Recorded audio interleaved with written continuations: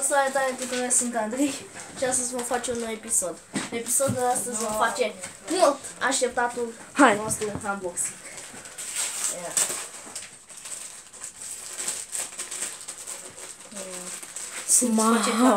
Alex, pune și tu un pic pe pauză să-l discut. Alex îl taie. Andrei? O să pun... Mamă, să nu zic că ți-a greșit voi. Așa, Andrei a continuat acum, uite-l pe Ivinuț acolo. Și hai, Andrei, hai. Este Nicu? Stai. Haide, și... Nicu e. Uitați-vă și voi cât am așteptat eu. Hai, Andrei, dă încă. Dă puțin să ating. Atinge. LOL! Cât de bine este, ești nebun. Da. Presim cu asta e cea mai bună când am ta. Dă-mi cu asta, ajută. Stai un pic. Asta e cea mai epică. Bun.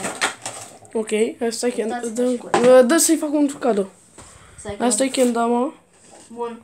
Super șmecheră. Aici este Nick și competițiile la care a participat și a câștigat. Da.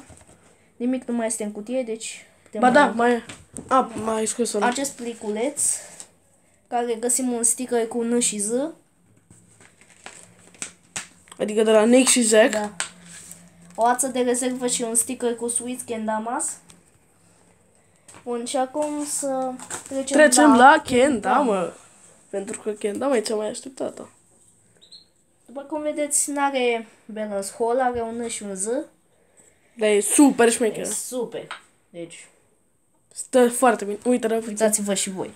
Stai că eu dau 3. Hai, dai.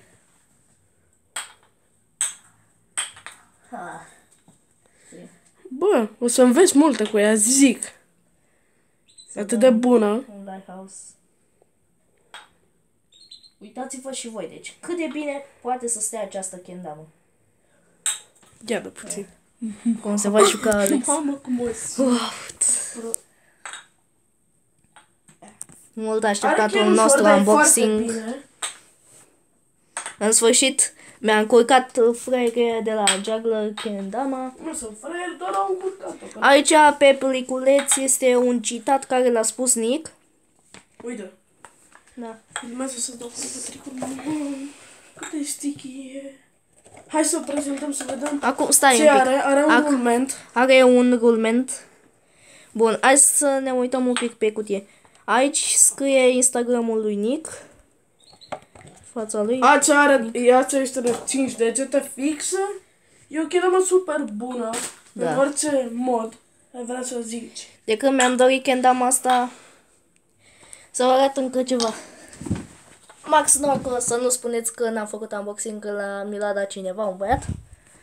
Și un troll face. Andrei, filmează că poate iese. Da, să vedem dacă mai este bună, toate tricurile. Ceva aici. Nu cred. Uite, nu mai este nimic. Opa, o hârtie.